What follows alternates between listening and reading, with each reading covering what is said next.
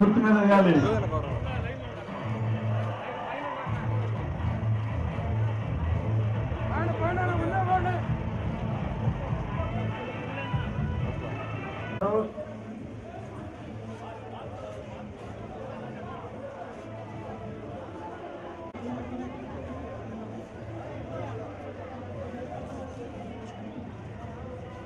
ఈరోజు Telugu Desam party cycle గుర్తు మీద పోటీ చేస్తున్న నారాయణ సార్ మహిళాక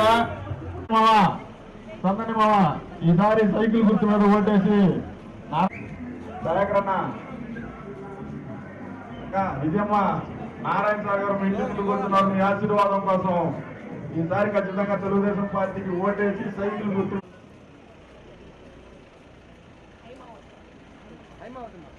నెల్లూరు నగర చూడండి. ఈ ఒక్కసారి అవకాశం ఏంటి ఆ పార్క్ ని ఇంకా డెవలప్ చేసి చూపిస్తారు. మీకు తెలిసిన వారి ఆశీర్వాదాలు కూడా ఇప్పించి నారాయణ సార్ని నెల్లూరు సిటీలో అత్యధిక మెజారిటీతో గెలిపించాలా.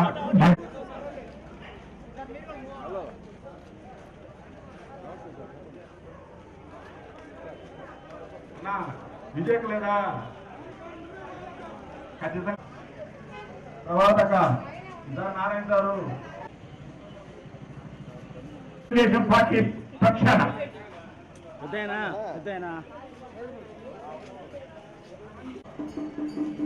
రత్నకార్ మీ ఆశీర్వాదం కోసం నారాయణ సార్ మీ ఇంటి ముందుకు వచ్చినారు.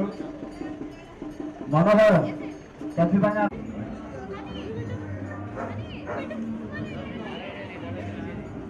మా ముదమ్మ నారాయణ సార్ మీ ఆశీర్వాదం కోసం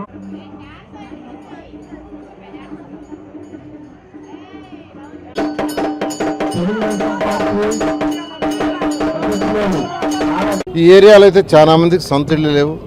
వాళ్ళందరూ కూడా సార్ రాగానే మాకు సొంత ఇల్లు ఇవ్వండి, మేము ₹1,00,000 కట్టాం, మేము 25,000 కట్టాం, మాకు అలాట్మెంట్ అయింది, ఇల్లు ఇవ్వలేదంటున్నారు. అది నిజంగా దారుణం. ఎందుకంటే 5 సంవత్సరాల క్రితం కంప్లీట్ చేసిన హౌసెస్ 43,000 ఇళ్ళు. ఆ 43,000 ఇళ్ళు కానీ ఇచ్చేసి ఉంటే నెల్లూరు సిటీలో, నెల్లూరు నగరంలో అంటే 54 డివిజన్లో ప్రతి పేదవాడికి సొంత ఇల్లు ఉండేది, ఒక సొంత ఇల్లు కళ ఉండేది.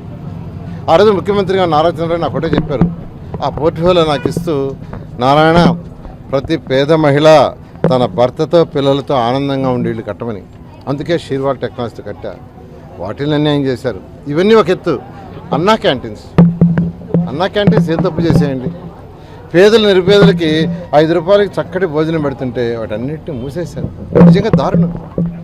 పర్టికులర్గా ఎన్టీఆర్ నగర్లో ఎవరైతే పేదలు నిరుపేదలు ఉదయాన్నే వర్క్కి పోతారు, కూలీ నాలిగి పోతుంటారు, ప్లంబర్ అని, ఎలక్ట్రీషియన్ అని, రకరకాల వర్క్కి ఆటోలు పోయేవాళ్ళు ఇంట్లో వంట వండించుకొని లేదా వంట వండుకొని పోవాలంటే కష్టం.